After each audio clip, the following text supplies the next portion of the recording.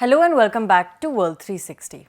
The Saudi king appears to be quite ill, so what does his potential death mean for Crown Prince Mohammed bin Salman or MBS? What is the $47 billion chip fund that China has launched to counter US trade restrictions? And why was a young woman MP in Thailand sentenced to prison? We answer these and more in today's episode. So first up, Saudi Arabia. You may have seen Prime Minister Modi's statement expressing concern about King Salman's health recently. This was after some media outlets reported that the Saudi Crown Prince MBS cancelled a trip to China and stayed in Riyadh owing to his father's illness. And that set off a lot of alarm bells. So the big question is, what happens in the case of King Salman's death? Well, Crown Prince MBS will officially become king, though he's largely been seen as the de facto leader of the kingdom for many years now. This was cemented when he became prime minister in 2022. Much like the UAE's MBZ, MBS also sees himself as a leader who will herald a new era in his country. It was under him that certain important reforms have been introduced in Saudi Arabia, like allowing women the right to drive, allowing foreign tourists to drink liquor, hosting major sports events, and perhaps the most important, launching the Vision 2030, which is a plan to diversify Saudi Arabia's future away from an oil-reliant economy. That's not to say that MBS hasn't faced his own share of criticism, especially when it comes to critics or people who express dissent. The Jamal Khashoggi episode is a clear example of how his regime has clamped down on dissent and sometimes brutally. So going forward, what's worth keeping an eye on should King Salman kick the bucket? It will be interesting to see how MBS navigates talks with the US to normalize ties with Israel, something that was in the works before the war in Gaza broke out. Saudi Arabia has made it clear that it wouldn't go ahead with normalization of ties with Israel unless the Palestinians get statehood.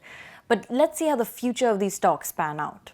It will also be interesting to see how MBS will lead Saudi Arabia in various multilateral forums like BRICS and SCO, two non-Western groups that Saudi Arabia has recently become a member of. Incidentally, India, Russia, and China have also played a key role in these groups. Now, the Arab world has already lost Ibrahim Raisi, the Iranian president, and the loss of King Salman will pave the way for a new generation of Arab leaders, say analysts. So this is definitely something to keep an eye on. For our second topic, we're looking at the $47 billion chip fund that China has launched amid its rivalry with the US. As you know, semiconductors or chips are critical to a majority of electronic devices that we use, including this phone or laptop that you're watching this on. Taiwan is a major player in this industry, which is why the question of Taiwan's independence, which irks China and sort of helps the US, at least geopolitically, is entangled with economic interests of these big powers. And there's a lot more to unpack on that, maybe another episode. But when China decides to pump almost $50 billion more into its chip fund, it's bound to make ripples and should make us think also geopolitically how this makes an impact. On Monday, China established a massive new state-backed semiconductor fund to ramp up its chip industry. And this is seen as a countermeasure against US efforts to limit China's access to advanced chip tech. This kind of funding is much larger than the one China created in 2014 and 2019, which were both about $20 billion each. 6 of China's largest state-owned banks have contributed to this new fund, and it's likely to focus on AI-related semiconductors, manufacturing equipment, and R&D projects. Earlier, the US had imposed sweeping restrictions on the export of American chips and chip tech to limit China's access. And this further heated up the rivalry between the two competing powers. If you recall, Biden had also launched the CHIPS Act in 2022. And it seems with this new fund, China too is trying to boost domestic capabilities. I know we briefly talked about Taiwan being a major player here, but so is South Korea, which is home to the world's top memory chip makers like Samsung Electronics. Interestingly, China's announcement of a massive chip fund came just days after South Korea pumped $19 billion into its own chip sector. And so, if it isn't already obvious, there's an all-out warfare in the global semiconductor market, and making the most cutting-edge chips can give countries an edge geostrategically as well. For our last topic, we're looking at why a young MP in Thailand was sentenced to jail. 31-year-old Chonticha was recently included in Time magazine's list of next generation leaders and is seen as a prominent figure in the country's pro-democracy movement.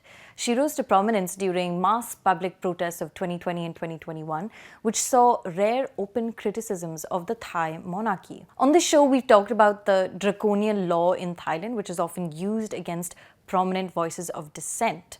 Last February, this law was used against two young women protesters who had slapped red paint on themselves and was criticizing the monarchy.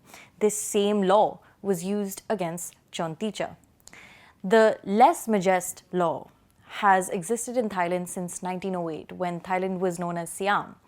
Les Majestes is French for a crime against the crown, but does not exist in France anymore after the disappearance of the absolute monarchy in modern Europe.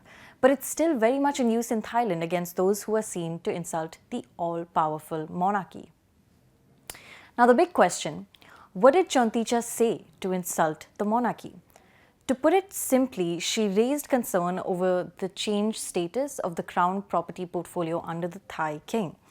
The Crown Property Bureau is a quasi-government agency responsible for managing the property of the kingdom. It basically controls the royal fortune on behalf of the monarchy. In Chonticha's case, the judge said her speech, which took place during the protests in 2021, was dangerous, as it could imply that the king is spending taxpayer money for his personal use and is using his influence to interfere with politics. This is a murky area in Thailand. For one, the Air Chief Marshal is currently the director of the Crown Property Bureau. And in 2018, Thailand's king was granted full personal ownership of royal assets worth around $30 billion. At the time, the Crown Property Bureau said it was required to return whatever asset of the Crown property previously under its charge to the king, so that His Majesty may take decisions on all matters pertaining to their charge and management at his discretion. Thank you for watching. This is Pia Krishnankutty for The Print.